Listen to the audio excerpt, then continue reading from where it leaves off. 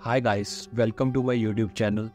तो गाइस, आपने देखा होगा पिछले दिनों कि जैसे ही कुछ अच्छी न्यूज़ सरफेस हुई मार्केट में, बिटकॉइन ने 30,000 के लेवल को पार करके सीधा 35,000 का लेवल भी टच कर दिया।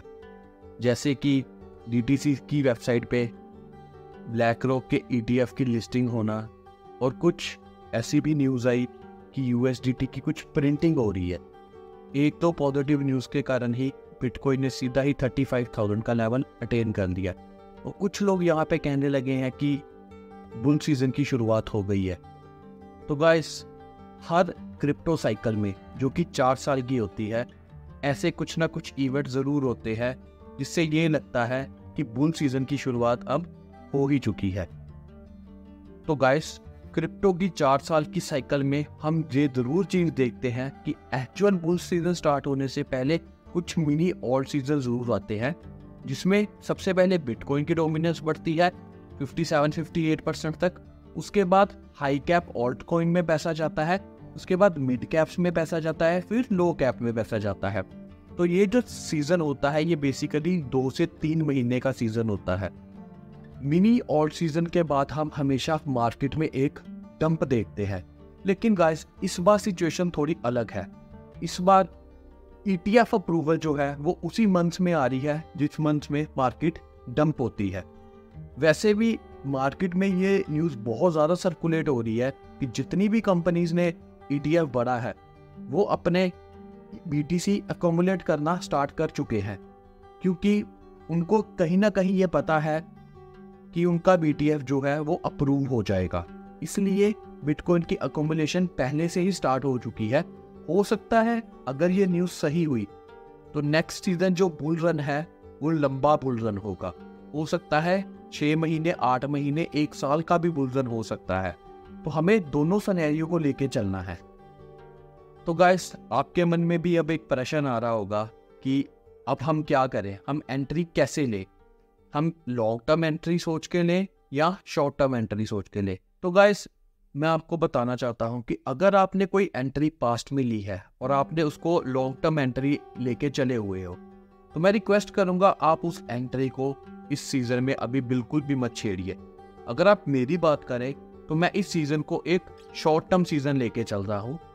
मैं कुछ प्रोजेक्ट इसमें ऐसे पकड़ूंगा जिसमें मैं कुछ अमाउंट इन्वेस्ट कर सकूं, और जब मुझे लगा कि उसमें अच्छा खासा गेन मैंने कर लिया है, हो सकता है 2x, 3x, 5x, 10x, जितना भी गेन मैं डिसाइड करूंगा कि मुझे इस प्रोजेक्ट में इतना गेन मेरा टारगेट है, अगर वो मेरा टारगेट अचीव हो जाता है तो मैं उसमें एग्जिट ले लूंगा। मैं उसको लॉन्ग टर्म होल्ड करके नहीं रखूंगा। तो ये स्ट्रेटजी मैं अपने लिए बना रहा हूं। आप अपनी स्ट्रेटजी भी इसके अकॉर्डिंग आप बना सकते हैं कि आपको लॉन्ग टर्म चलना है कॉइन्स को लेके या शॉर्ट टर्म चलना है कॉइन्स को लेके। तो गाइस, इस वीडियो में मैं आपको ऐसे 5 प्रोजेक्ट बताऊंगा जिसमें मैं अपने लिए एक शॉर्ट टर्म एंट्री ले रहा हूं। आप अगर चाहते हैं तो इन प्रोजेक्ट्स में एंट्री ले सकते हैं, और अगर आप इसको शॉर्ट टर्म रखना चाहते हैं तो शॉर्ट टर्म रख लीजिए, अगर आप लॉन्ग टर्म रखना चाहते हैं तो लॉन्ग टर्म रख लीजिए। ये आप अपने सिचुएशन के हिसाब से डिसाइड कीजिएगा। लेकिन मैं अपनी सिचुएशन बता देता हूँ, मैं यहाँ पे इसको शॉर्ट टर्म एंट्री ही लेके चलूंगा। मैं इसमें लॉन्ग टर्म इन्वेस्ट नहीं करूंगा। जब मुझे लगा कि इसमें अच्छा खासा प्रॉफिट बन गया है, मैं इनको सेल ऑफ कर दूंगा। तो गाइस, चलते हैं कंप्यूटर स्क्रीन पे इन 5 प्रोजेक्ट के बारे में ज़्यादा जानने के लिए। तो गाइस, उन 5 कॉइन को जानने से पहले सबसे पहले हम बिटकॉइन के बारे में बात कर लेते हैं। आप देखोगे बिटकॉइन ऑलमोस्ट 34,600 के करीब है। 2-3 दिनों में आपको भी पता है इसने बहुत अच्छा गेन किया है। आइए चलते हैं उन 5 कॉइन्स पे। तो गाइस, सबसे पहले मेरी लिस्ट में पोल्का डॉट होगा। पोल्का डॉट गाइस, आप जानते ही हैं, डॉट एक बहुत ही फेमस कॉइन है। इसने वैसा परफॉर्म नहीं किया पिछले 1-1.5 साल में जैसा इसको करना चाहिए था। ये एक बेरिश पैटर्न ही फॉलो करता रहा है पिछले 1-1.5 साल से। और कहा जाता है गाइस, पोल्का डॉट की टीम की जो मार्केटिंग कैपेबिलिटीज है वो इतनी ज़्यादा स्ट्रॉन्ग नहीं है। हो सकता है गाइस कि जैसे वो अपनी मार्केटिंग की कैपेबिलिटीज को अच्छा करे तो ये प्रोजेक्ट जो है वो मल्टीपल फोल्ड गेन कर जाए, लेकिन इस शॉर्ट सीजन के अंदर मैं इसमें 2x ही एक्सपेक्ट कर रहा हूँ, $8.5 या $9 तक। इससे ज़्यादा इससे मैं एक्सपेक्ट नहीं कर रहा हूँ। तो आप डिसाइड कर सकते हैं कि आपको पोल्काडॉट में एंट्री लेनी है या आपको नहीं लेनी है। तो अगर मैं सेकंड प्रोजेक्ट की बात करूँ तो ऑप्टिमिज्म है। गाइस, ये एक लेयर 2 प्रोजेक्ट है जो कि टॉप ऑफ इथेरियम बना हुआ है। मेरा मानना है कि ऑप्टिमिज्म ने ऐसा परफॉर्म नहीं किया जैसा इसको करना चाहिए था।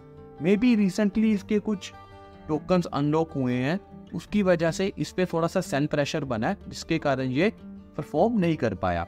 लेकिन मैं इस मिनी सीजन में इसमें एक अच्छा खासा गेन देखता हूँ।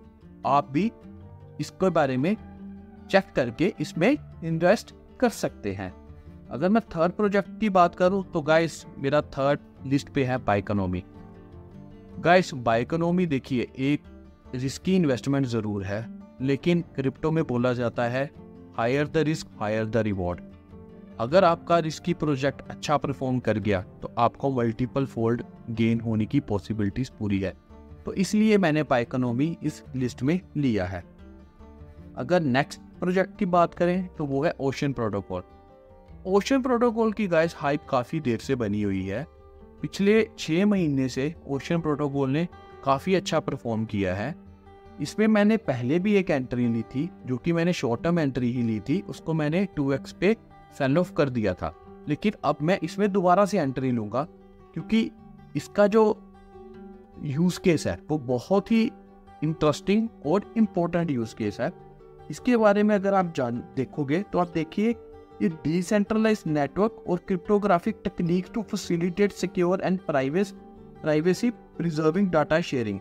Our goal is to build the tool and service to facilitate a new data economy to give owner controls। means ये Web 3 की टेक्नोलॉजी में काम कर रहा है और ये ओनर को ही उसका कंट्रोल देता है। तो ये प्रोटोकॉल के बेसिस पे बना हुआ है, तो इसमें इन्वेस्ट करना एक बहुत अच्छी ऑप्शन हो सकती है आपको। और जो फिफ्थ प्रोजेक्ट है वो चेनलिंक है। ये RWA की कैटेगरी में आता है। अगर आपने सुना होगा रियल वर्ल्ड एसेट, उसके बारे में भी मैं एक वीडियो बना चुका हूँ, आप डिस्क्रिप्शन में जाकर उस वीडियो को चेक कर सकते हैं। तो चेनलिंक से भी मुझे काफ़ी ज़्यादा उम्मीदें हैं, तो मैं इसको भी अपने शॉर्ट टर्म पोर्टफोलियो में रखूँगा। इस पर अच्छा गेन करके इसको मैं सेल ऑफ कर दूंगा। तो गाइस, ये 5 प्रोजेक्ट है जो कि मैं अपने शॉर्ट टर्म पोर्टफोलियो में रख रहा हूँ। मैं इसमें 2x 3x से ज़्यादा 5x गेन की एक्सपेक्टेशन रखता हूँ। मैं मार्केट की कंडीशन को एनालाइज करूँगा। अगर तो मार्केट कॉन्टिन्यूस बुल रन में रही तो मैं इसको थोड़ा लंबे टाइम के लिए होल्ड कर लूँगा, लेकिन ये रहेंगे मेरे शॉर्ट टर्म पोर्टफोलियो के अंदर ही। जब मुझे लगा कि इनमें अच्छा प्रॉफिट बन चुका है, मैं इनको सेल ऑफ कर दूंगा।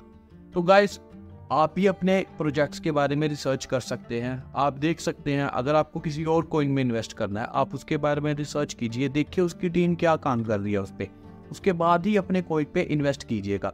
अगर आप इन कॉइन्स में इन्वेस्ट करना चाहते हैं तो आप इन कॉइन में भी इन्वेस्ट कर सकते हैं, लेकिन गाइस क्रिप्टो में अपना प्रॉफिट बुक ज़रूर कीजिएगा। अगर आप होल्ड करते रह गए, इनकी वैल्यू उसी लेवल पे आ गई जिस पे आपने बाय किया है या उससे कम हो गई, तो आप लॉस में चले जाएंगे। तो मैं रिक्वेस्ट करूंगा, अगर आप कुछ बाय कर रहे हो शॉर्ट टर्म के लिए तो कृपया करके उसमें प्रॉफिट ज़रूर बुक कीजिए। अगर आप लॉन्ग टर्म के लिए बाय कर रहे हो तो गाइस आप उसको अगले बुल सीजन तक होल्ड करके रखिए।